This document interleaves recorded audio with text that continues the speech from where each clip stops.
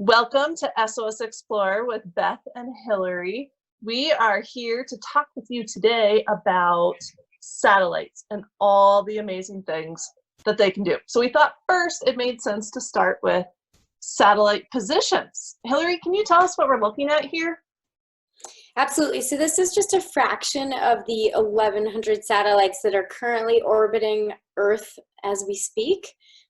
What I love most about this data set is that it does things that science on the sphere, the big sphere, can't do. We are able to look off the surface of the sphere and check out, it's actually real time into the future orbits of all of these different types of satellites. So we could start with the NOAA near orbit, or what we like to call LEO satellites, low Earth orbit satellites. So you see a bunch of numbers floating around. The newest one is actually NOAA 20. So these are somewhere around 2 to 1,000 miles above the surface of the planet. Yeah, and we can use these to get those really beautiful high-resolution images that we see of hurricanes.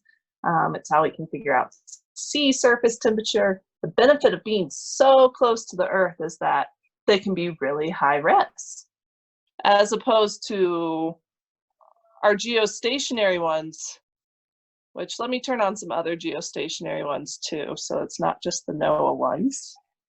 There we go, we've got a whole ring of them surrounding the Earth.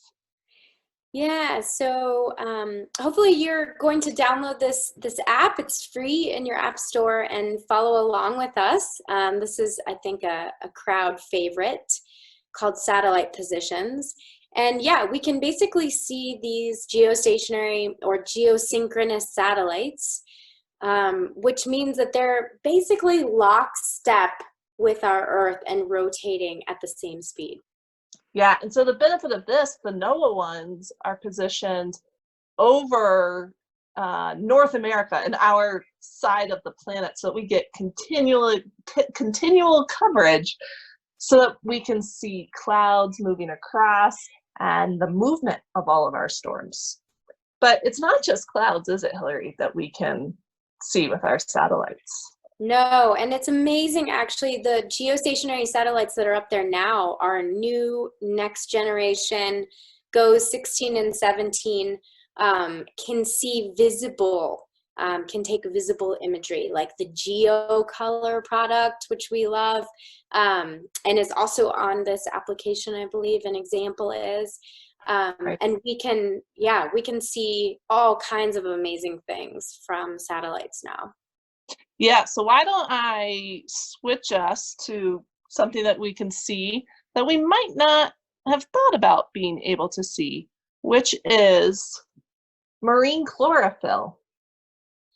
So here it is. Do you want to explain this one, Hilary, for our audiences? Sure. So we have a couple different color bars on this one. We can also see a lot changing over time. So this one's really important to take a look in the top right corner at the time, and maybe even, pause and play at certain times of the year so that you can really get a sense for what's happening, because there's a lot happening here.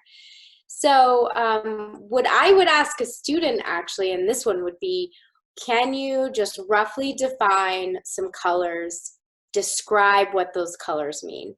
So, for example, Beth, what does dark blue in the ocean mean in this particular one? Well, if I know the answer, but if I didn't know the answer, I would look and notice that dark blue is only happening out in the middle of the oceans, whereas there's lots of bright colors along the coasts. So maybe that would be a good hint that the dark blue is where we don't have as much life and activity. So along the coast, there's lots of nutrients, so there can be lots of ocean life, whereas out in the middle of the ocean, particularly look at this dark purple area in the middle of the southern Pacific here, just not a lot of activity going on there.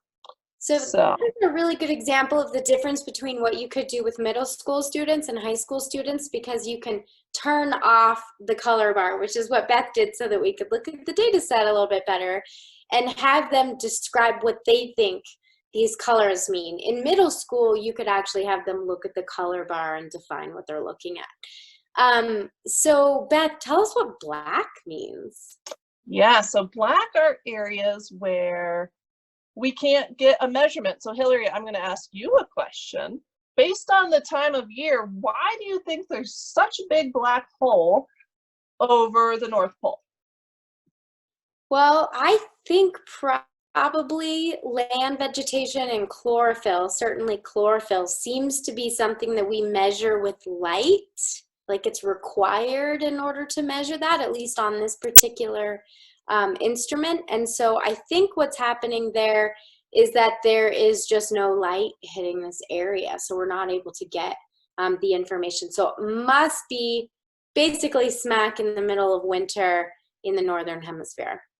Exactly. And if we look at our labels, it's December, really close to solstice, actually. So that's going to be our darkest time up there. And so we're just not able to get measurements. If we look at the South Pole at this time, it's completely illuminated because it's totally daylight down there in the middle of December.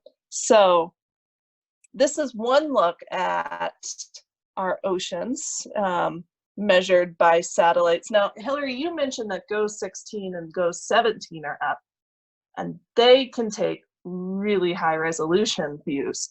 So let's take a look at, we've been looking at vegetation, but let's take a closer, higher resolution look. Particularly actually those low Earth orbit, like JPSS and NOAA 20, they are really picking up with the VIIRS instrument, this vegetation here. And yeah, absolutely. So one question I would ask a student, because it's great to really, before you explain anything in these data sets, it's great to just ask questions, because it's amazing how much students can learn on their own without listening to us blabber on about these data sets. That's what we find in Science on a Sphere a lot. If we talk too much, people are just, they don't know which one to pay attention to. So one thing I would ask would be, why don't you write down everything that you can remember about why the Northern Hemisphere and Southern Hemispheres have different seasons, have opposite seasons, and use diagrams if needed. So really trying to pull that information about the Earth's orbit and our tilt and all of that into play while we're watching changes in seasonal vegetation. Beth, how do satellites measure vegetation? So they can, they're detecting color, isn't it? They can detect the greenness or the amount of light that's being reflected. So dark green areas, deep forest fields like that, they're absorbing a lot of the light, whereas a desert is going to reflect a lot of light, and the satellites can measure that. Mm-hmm. Yeah, absolutely. And I think we have a sense for where the cities are and how that all fits into this game. But also I think we have a sense for, like, what do buildings reflect? What does concrete reflect? And so we can get a real clear picture of vegetative areas and urban areas, and then of course crazy deserts. Like, yeah, so a lot of people have ideas that satellites just take pictures. It's a big camera in space, and that's not really accurate. It's a sensor in space, so it's detecting things like changes in the amount of light that's absorbed.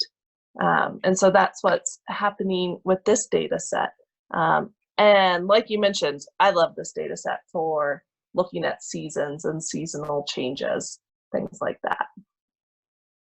Yeah, so since we're not looking at just visible changes, let's check out some of the versatility of satellites and look at maybe gravity from space or groundwater. Yeah, this one blew my mind when I first learned about it, that we could use satellites to measure the amount of groundwater on Earth by detecting changes in gravity. Can you explain that a little more, Hilary?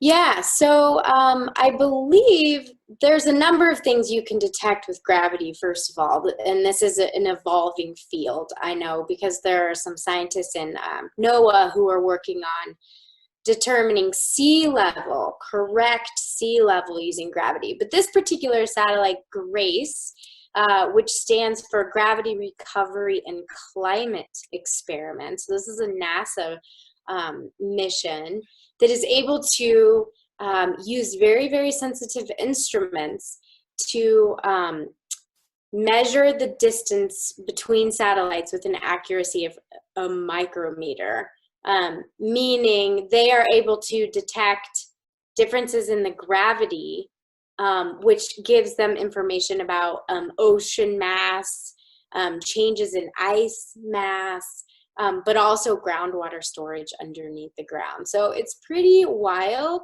that they figured this out and figured out that it could be used to measure groundwater. And why, Beth, would this be such an incredibly important thing for climate? So this is going to show us, well, for ag, it's going to be really important about groundwater and where it is and how it's changing. But if we also look at areas where we know there's traditionally ice on the land or glaciers, we can see how those are changing over time. So I've brought Greenland into view here. And what we're able to watch in this is that this satellite product allows us to measure how much mass Greenland is losing through the melting of the glaciers that are on it. And as you might imagine, it's really hard to measure that kind of thing. So being able to get that measurement from space using the GRACE satellites is a really great breakthrough in being able to monitor this kind of stuff. Yeah, it'd be cool to get an updated data set of this. Maybe we should work on that, because this is kind of a little bit older data set, and it's fascinating, and I think it's really useful to use with students regardless of when we're looking at.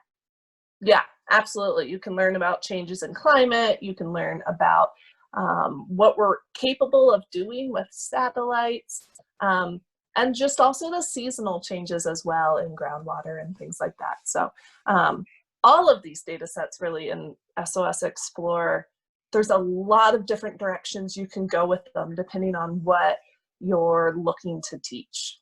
Yeah, and join us. Keep watching these, and hopefully we'll make them short enough for you so that you can get some ideas for your students. So yeah. Absolutely. So download the app. Make sure to look for it in the Apple App Store or the Google Play Store. Get it onto your devices. And so next time, along with us. Thank you so much for joining us today. Bye, guys. Bye.